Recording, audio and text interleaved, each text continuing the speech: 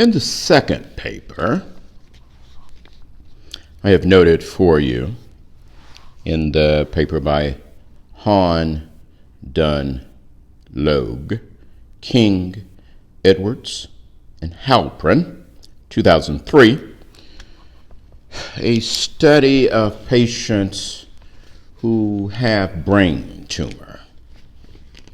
And I included this particular paper in the assessment interview because one of the things that was discovered after interviewing many patients with brain tumor, both following surgical intervention and radiation, was that many suffered following intervention aspects of their general quality of life. They had in mind often the life that they had before brain tumor and before intervention. And what that meant in many cases was that they had unrealistic expectations for what their lives would be like following brain tumor. As a result of interviews, again, hundreds of interviews, we realized that there were some consistencies across patients, both in terms of their lives before, during, and after treatment with radiation for brain tumor. In this particular paper, once again, you'll see the very powerful influence, the powerful tool that is the interview. We engage these patients. We engage them in a way that is reflective of their verbal capabilities following treatment for brain tumor, many of them having substantial communication problems after.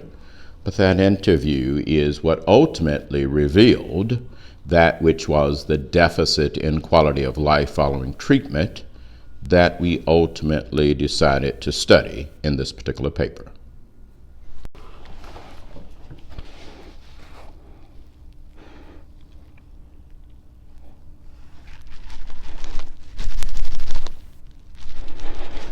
Hey, Professor, Doctor, the person's up front. Look, I don't know nothing about them brain tumors, but I had a bump one time, and it came up on my hand, and it hurt so bad.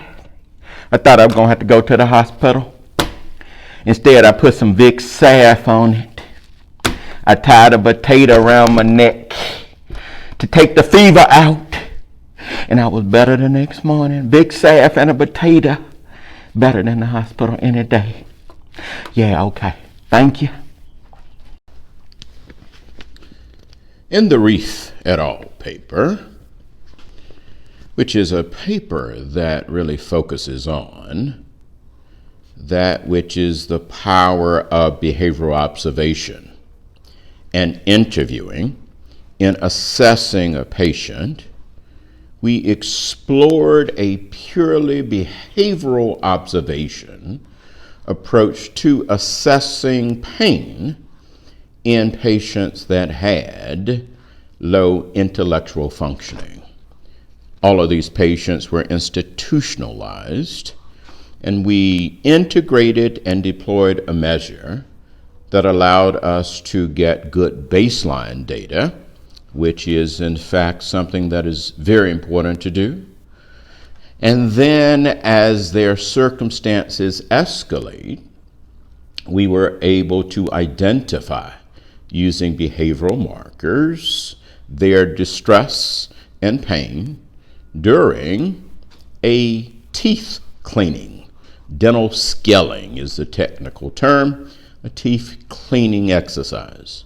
So each of these patients were exposed to teeth cleaning, which is a part of their routine, a part of the health care that they receive inpatient, but we recognize that it is quite distressing. And so we deployed a behavioral measure that allowed us to collect data and show and demonstrate that you can effectively in patients that don't have verbiage, use behavioral techniques and assessments to explore their distress.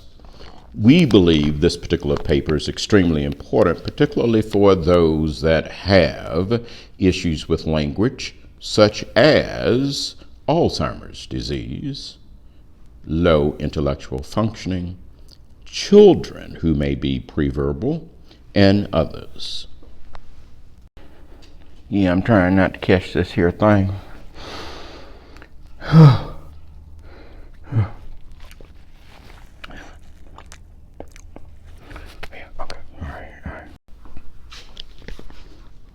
In the very last paper, I explore, as first author, quality of life and general issues in an adult population of patients with sickle cell disease, particularly those issues that are associated with neuropsychological functioning and brain damage.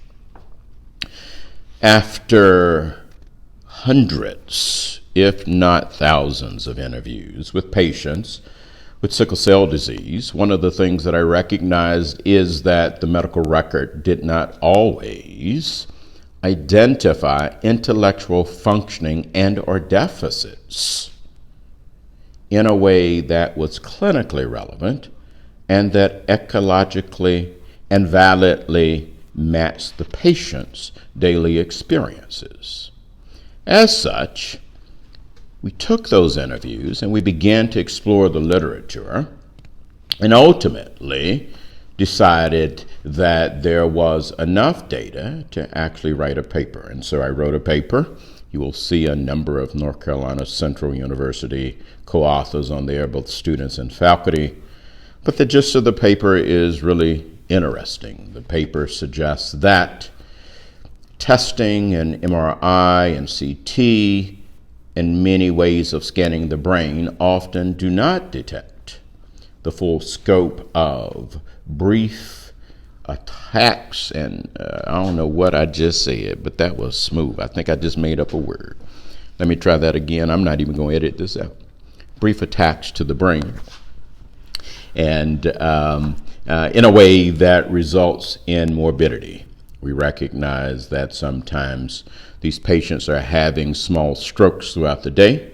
Those small strokes are inconsequential as an individual stroke, may only last 3 to 4 seconds, may not be noticeable from a behavioral perspective, but collectively and over many, many months and years, they do accumulate in a way that is clinically relevant. I hope you spend some time on this particular paper. Many of you exploring now sickle cell disease as a thesis and or a dissertation project may find this particular paper providing of some needed guidance that helps you better interface with the population. Hey, Professor. One time I had the SCD, back in college.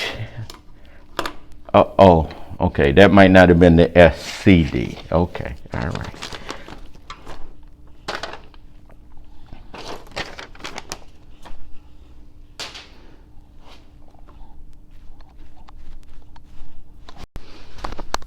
I am hopeful that this particular lecture on assessment interview provides you needed insight into the behavioral and interview aspects of data collection in a clinical setting.